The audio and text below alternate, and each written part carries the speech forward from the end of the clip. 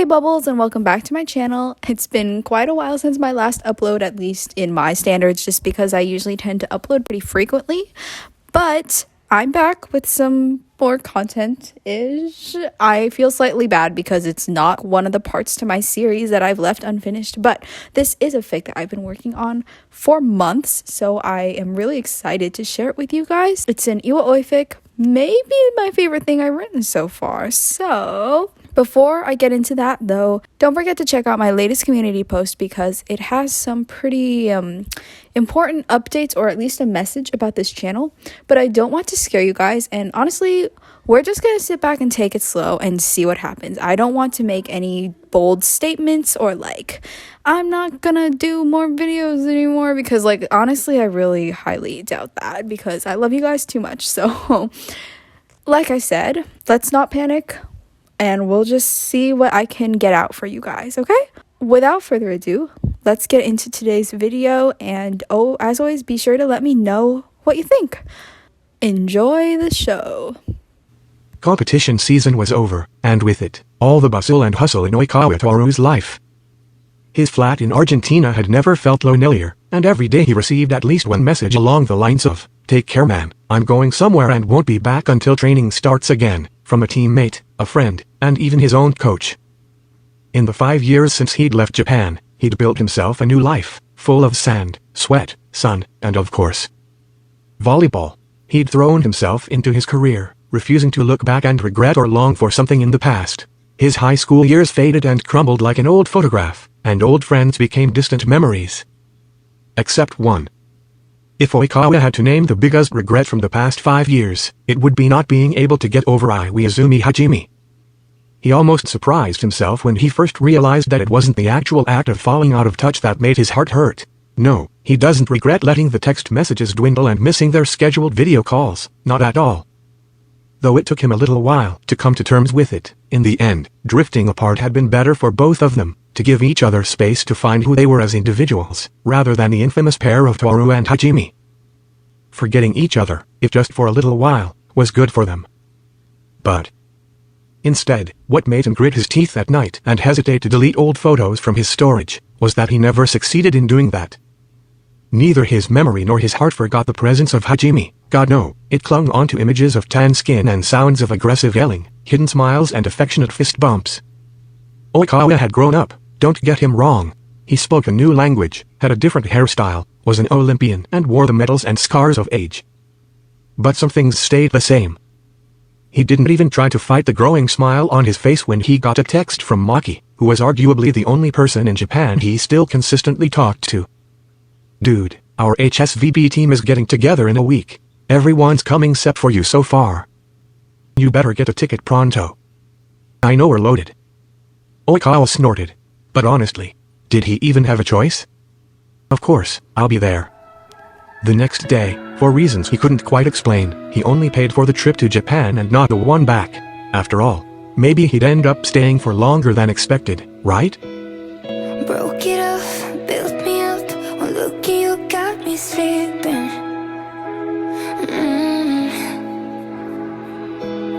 Got different clothes, I changed my ways, but still I don't feel that different. You got me reminiscing. Oikawa stepped off the plane and into the too bright airport, hair mussed and eyes sleepy. Reaching into the pocket of his hoodie, he pulled out his phone and checked his notifications. Empty, except for one message from Hanamaki. "You landed? 22 minutes ago." Oikawa quickly typed out a reply and slipped his phone back into his pocket, looking around at the familiar airport. Some irrational part of him expected to see a figure waiting for him, preferably sporting the same damn haircut since he was 6 and a scowl on his F. Right, he didn't even know Oikawa was coming. And Hanamaki, the only person aware of Oikawa's trip here, was mature enough now to know better than to meddle, one too many years too old to pull his old stunts and secretly organize an impromptu meetup behind Oikawa's back. Oikawa sighed. Guess I'm the one who still needs to grow up, huh?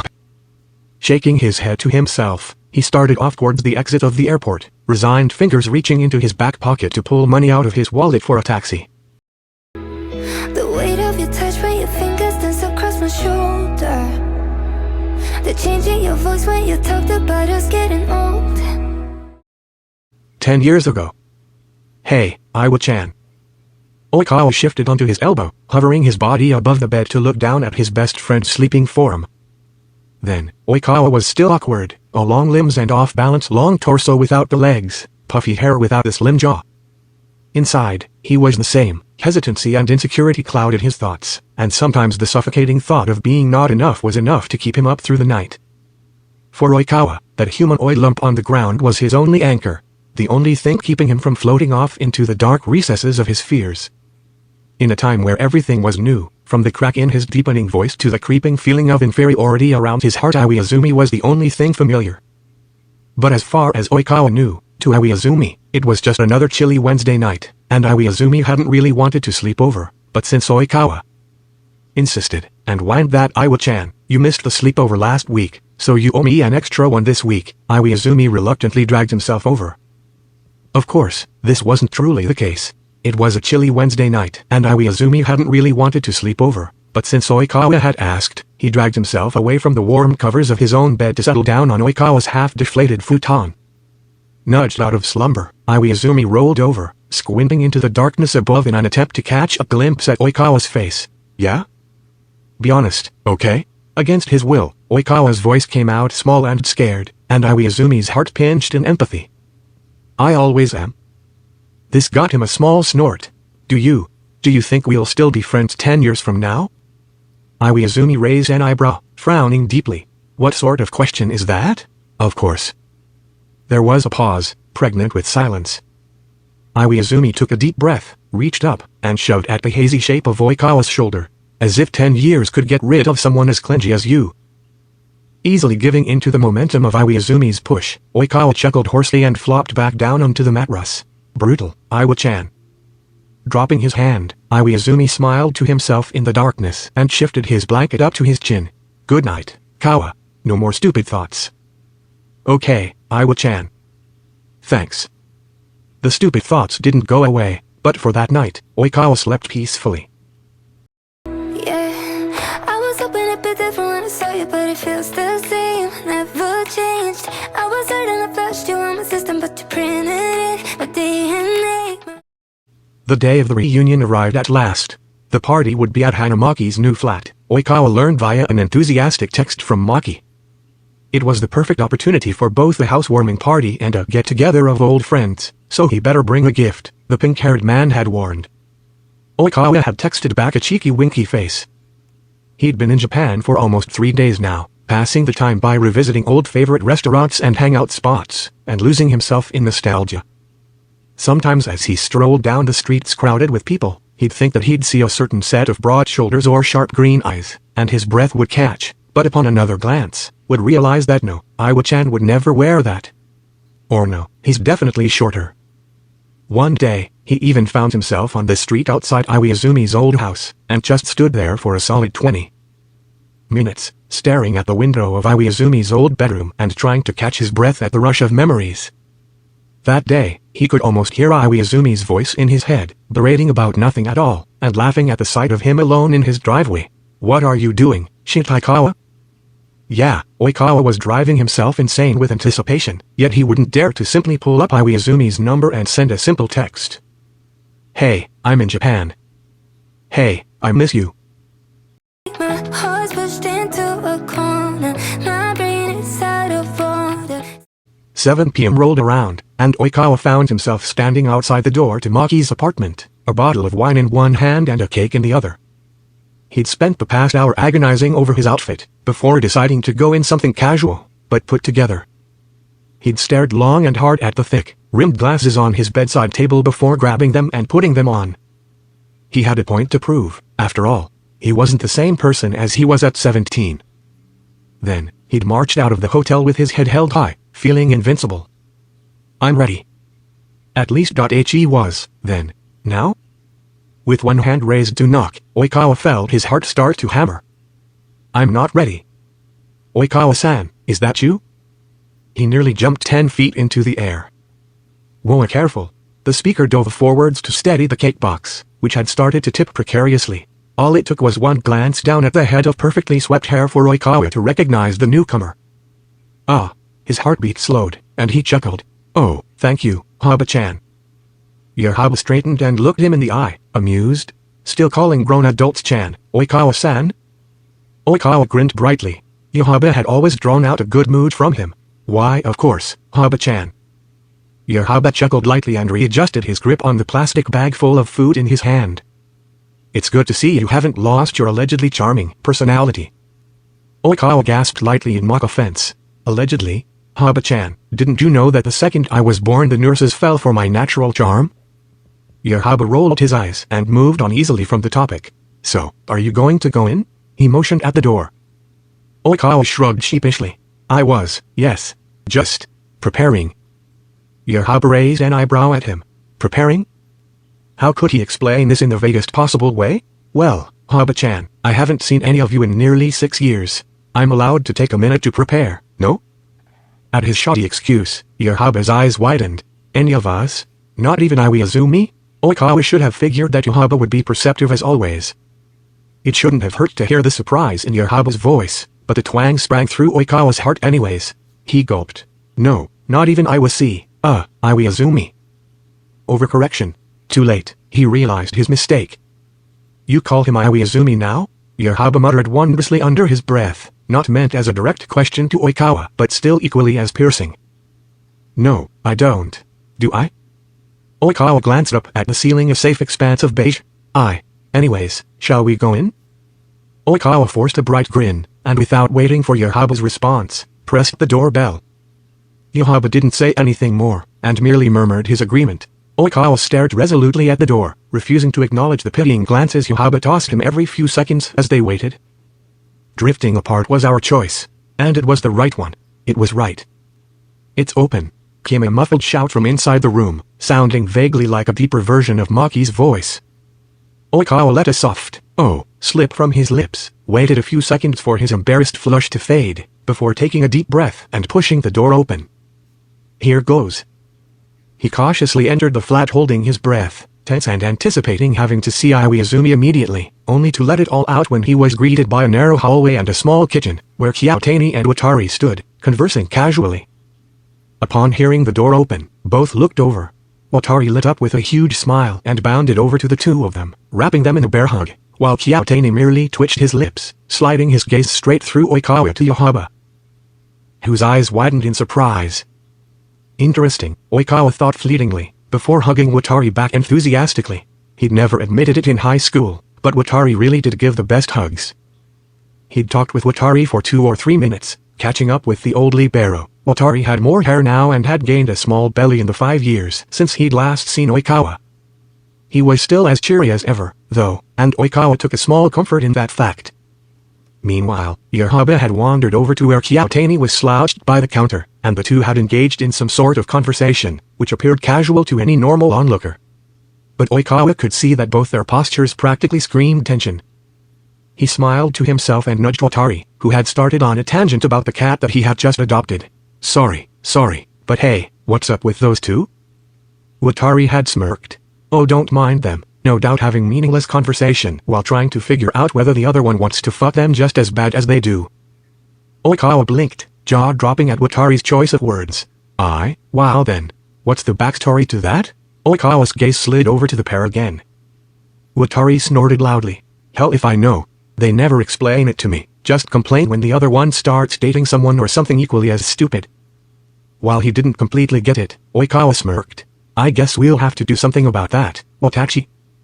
You don't think I've tried? They're both so stubborn it's impossible. Kind of like you and Iwaizumi. Watari rubbed at his chin thoughtfully. Oikawa blinked, the sound of Iwaizumi's name catching him off guard. What do you mean, kind of like us? Watari waves his hand in the air. Oh, you know, dancing around each other and refusing to admit that you like each other and all of that. Oikawa couldn't believe what he was hearing. We never did that. This just elicited another snort, and then, a disbelieving stare. You're kidding. 2 seconds later. Holy shit, you're not kidding. Watari started to chuckle. You two aren't together yet. A sort of hopeless desperation churned in Oikawa's stomach. Why is that surprising? You know, I haven't even seen him in a few years. Watari's eyebrows flew into his hairline. You're kidding. I'm not kidding. Oikawa snapped, finally fed up. Wow.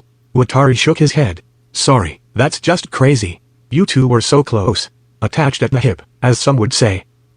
Oikawa just shrugged. What could he say to that? It was true, after all. But 5 years was plenty of time for that to change. Watari clapped his hands together as something clicked in his mind. Oh, you know he's already here, right? Oikawa gulped. He had figured so, but hearing the fact confirmed aloud made it all the more real. Finally. Watari peered at him for a second, knowingly, before clapping him on the shoulder with a sense of finality. Well, he's in the living room, which is down the hall to the right. So. Merely 10 steps away. Oikawa released the breath he didn't know he was holding. Yeah. The former libero gently took the plastic bags from Oikawa's hands, and with a final friendly shove from Watari, Oikawa started down the hallway. Swear you messing with the talks every time you look at me that way. Nothing changed. It only took 30 seconds in the living room for Oikawa to come to the conclusion that the whole party was illegal. It was illegal. He was illegal. He had absolutely no right to casually lounge on the couch with Matsukawa, in faded jeans and a loose t-shirt that somehow still left nothing to the imagination, exactly the type of outfit he would have worn back in high school. It was like seeing the same person from 5 years ago, in the flesh. Oikawa stood frozen, stunned. At second examination, though, Oikawa realized there were differences. A sharper jaw, a softer grin, same green irises, bright and beautiful, but wearier eyelids. For all Oikawa's jokes about wrinkles, it looked like Iwaizumi had actually gone and gotten a few. They suited him, though.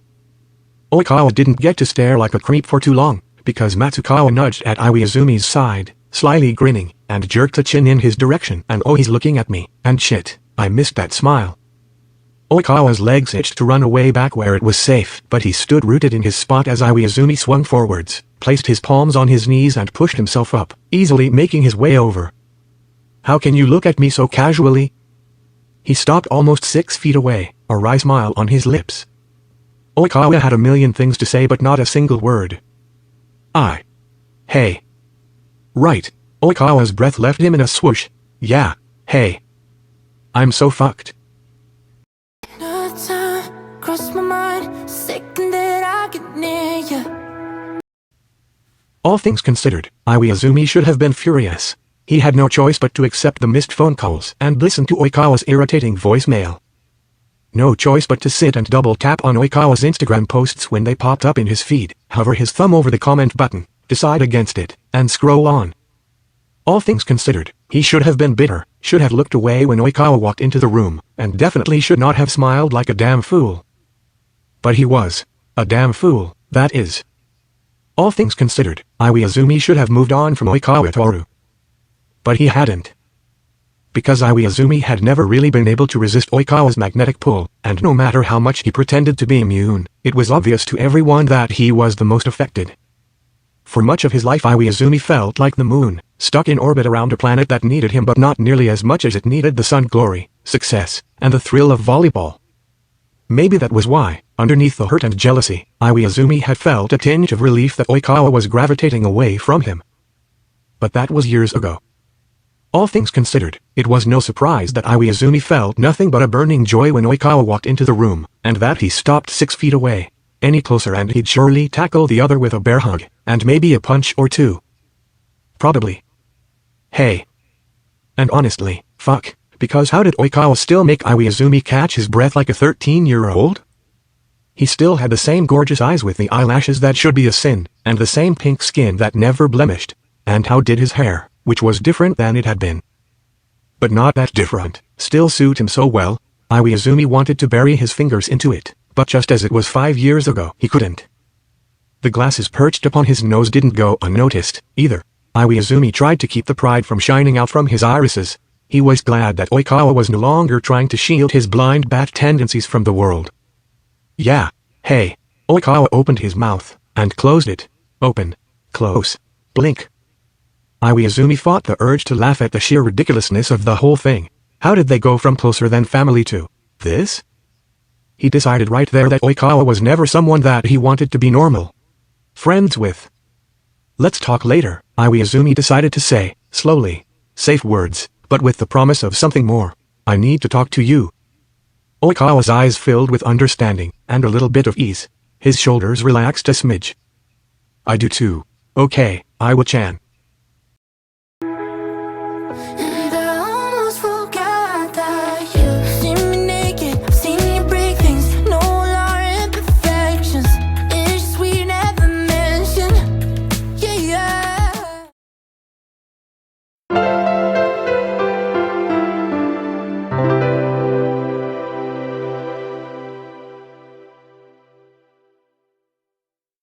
Hours ticked by, and the tension in Oikawa's shoulders melted away in the face of familiar laughter, team antics, and the warmth of the wine he was sipping on.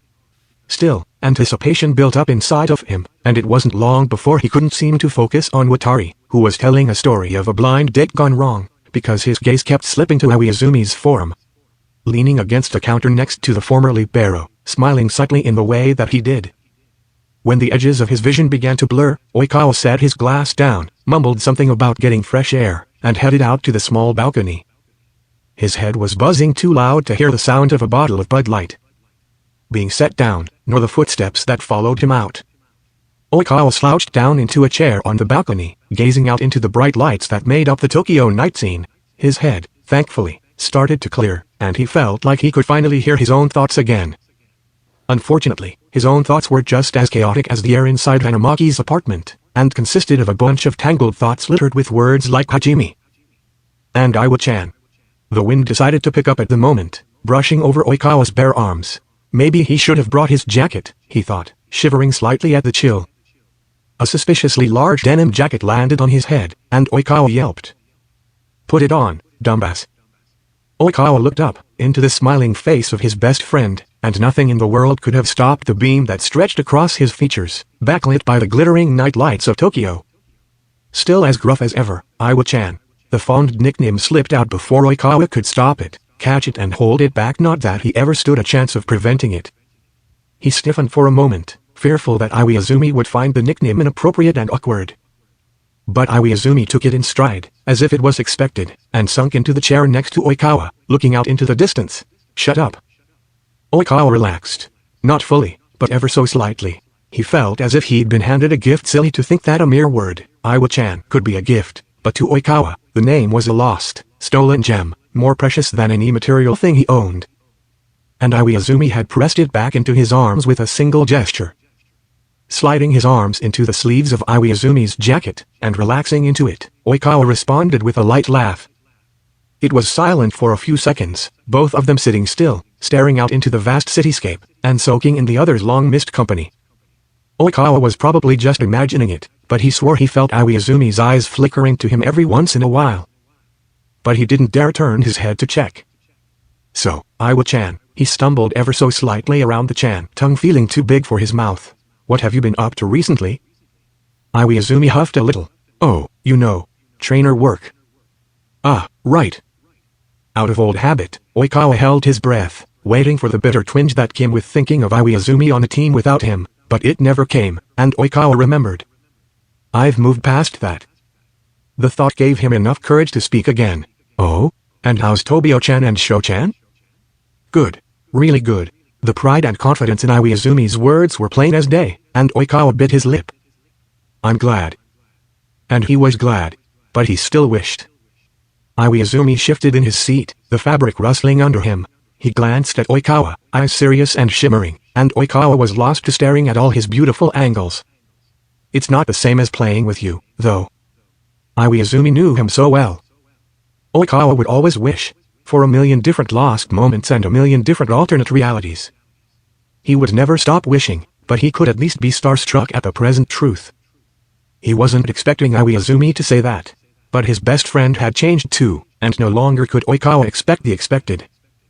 "Of course not, you weren't a trainer then, you played ace." Oikawa started, not really knowing why he had begun such an obvious and pointless tangent, but Iwaizumi cut him off. "That's not what I meant and you know it." Oikawa pressed his lips together.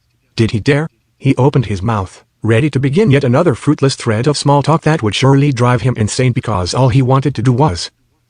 His next words tumbled out of his mouth as easily as his breath. "I missed you." You never told me that you couldn't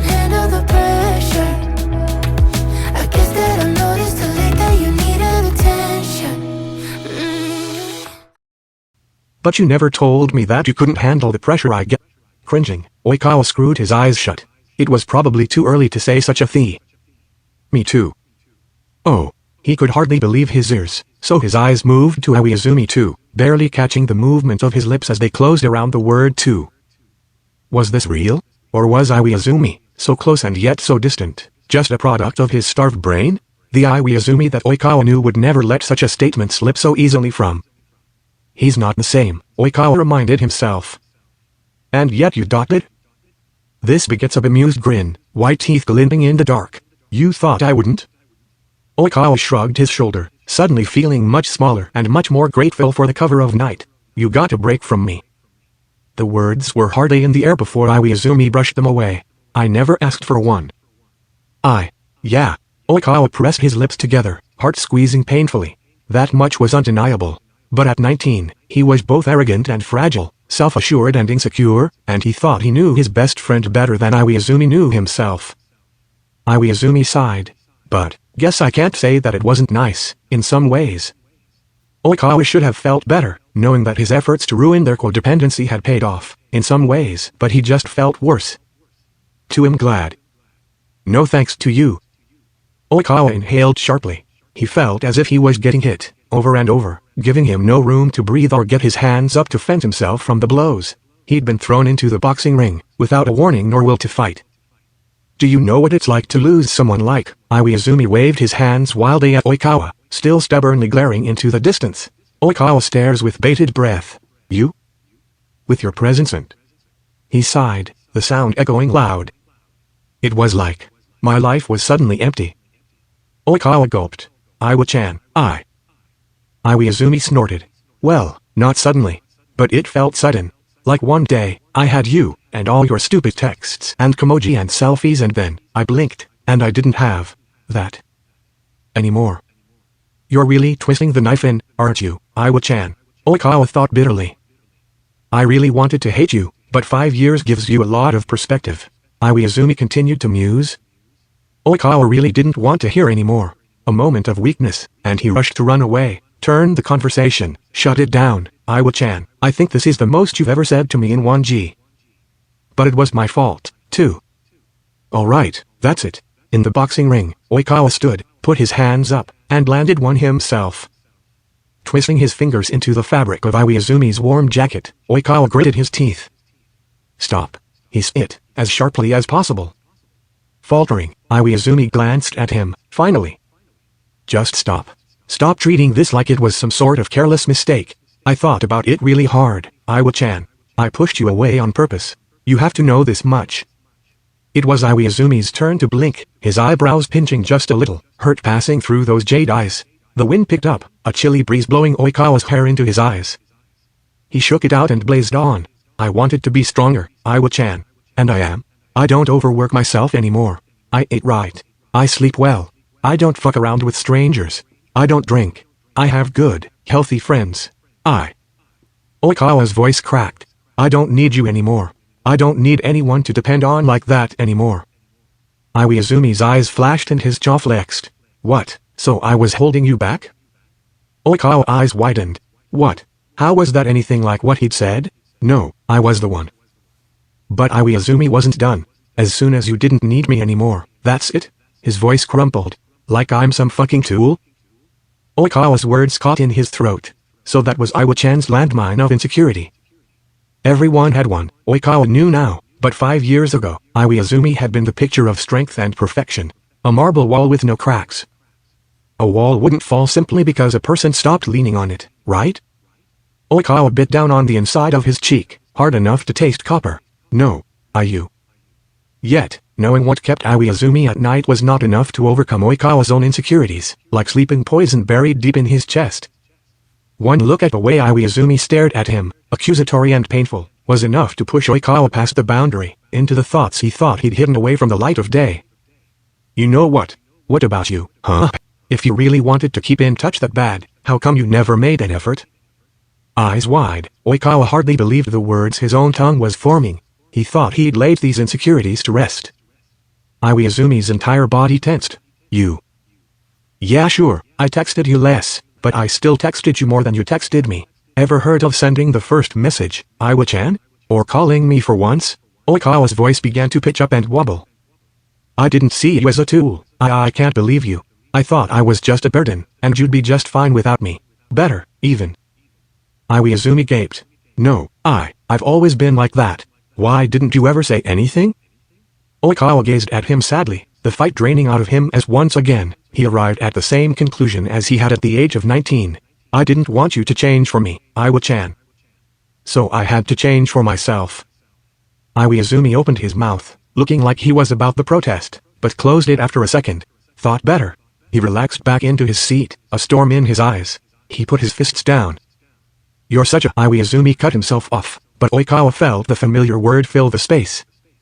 Idiot. Oikawa rolled his eyes. That makes two of us, then. An eternity passed before the other spoke again. Well, looks like you did. You know, change.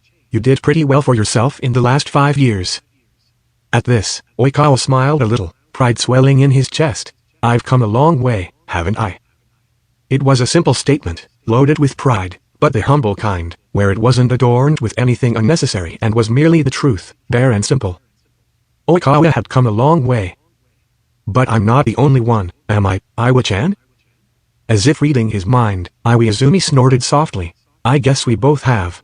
He sighed softly. Don't need me, huh? It was barely a mumble, but Oikawa heard it anyway. His heart dropped. Wait, no, I do. He sat upright, chair squeaking under him.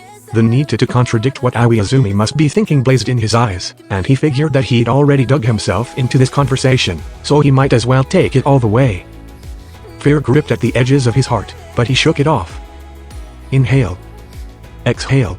Hoped it'd be different, but it feels the same. Hoped it'd be different, but it feels the same. You know that it didn't work, right? Iwaizumi turned to him, confused. Oikawa locked onto those jade eyes like a lifeline. Trying to forget about you, or stop thinking about you. Wanting Oikawa could feel heat building up behind his eyes, and the second thoughts came flooding in like the tide. Was he seriously doing this? Not even 24 hours after seeing Iwaizumi again? Maybe he shouldn't. You lift my system, but you're stuck in my DNA. Iwaizumi exhaled shakily, proceeding with caution. He hesitated at the doorway, 1 foot in, 1 foot out. Well yeah, I guess, we were still best friends. Were. That's not it. Oikawa gasped. That's not it. There's no going back now. Words failing him, he had no choice but to stare at Iwaizumi, willing him to read the emotion in his eyes, willing him to read his thoughts. Heart pushed into a corner. Decades of friendship, highs and lows, closer than family. You know what I'm trying to say, Iwa-chan. My brain is out of order. Iwaizumi let out a strangled noise and looked away, burying his head in his hands, fingers combing through his hair aggressively. Jeez, shut up. I know. It was muffled by the wind, but it was loud and clear to Oikawa's ears. The setter relaxed back into his seat, face flaming. A few seconds passed before Oikawa heard, me too. With that, he grinned up at the twinkling sky, stretching his hands up towards the dark expanse in euphoria. Something in between a laugh and a sob crawled out of his throat, and he felt the first tears spill over. After all these years. He heard shuffling, and Iwaizumi stumbled into his line of vision, crouching down in front of Oikawa. Big, warm hands gripped at his arms. Oikawa. Oikawa reached out, put his hands on those strong shoulders that he'd missed for so long. Felt the iron in his bones, but also felt the softness in his best friend. Dare he say, more than best friend. Toru. Oikawa looked at him, through the warped wall of salt water in his eyes, unable to squash his smile in the face of everything beautiful in his life. Hajime, he managed to choke out in response. Iwaizumi opened his mouth to speak, but decided against it, opting instead for a matching teary grin and lifted his hand, gripping the back of Oikawa's neck. And Oikawa thought he might have ascended, because all he wanted was for Iwaizumi to touch him, and his fingers in Oikawa's hair was more than he asked for. In a second, their foreheads were pressed together and they cried and laughed into each other, the wind surrounding them in a smooth cocoon, the city lights a sea of winking onlookers. And Oikawa felt fully found, like he'd finally picked up the last piece of himself that had been sitting next to him, waiting until he had put the rest together and... It wasn't perfect, but perfection was no longer what Oikawa desired. He'd found something better. Eternity.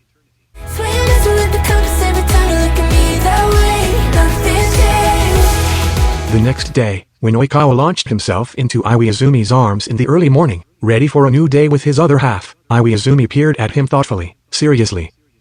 You know, Oikawa. As if the universe had sensed the gravity of his next words, there came a lull in the city's noise, a pocket of silence where cars once honked and factories churned.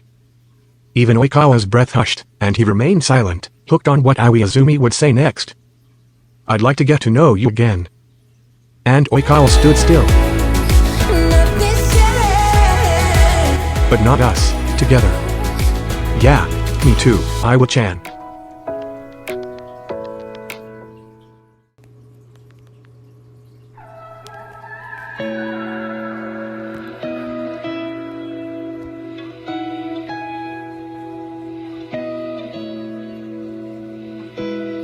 Broke it off, built me up.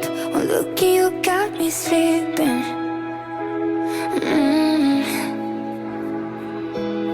Got different clothes, I changed my ways, but still I don't feel that.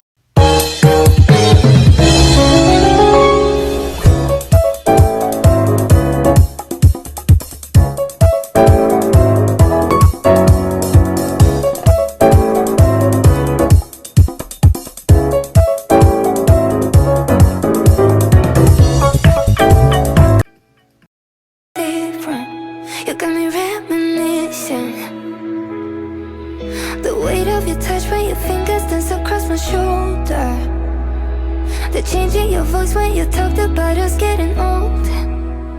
Yeah, I was hoping it'd be different when I saw you, but it feels the same, never changed. I was certain I flashed you on my system, but you printed it.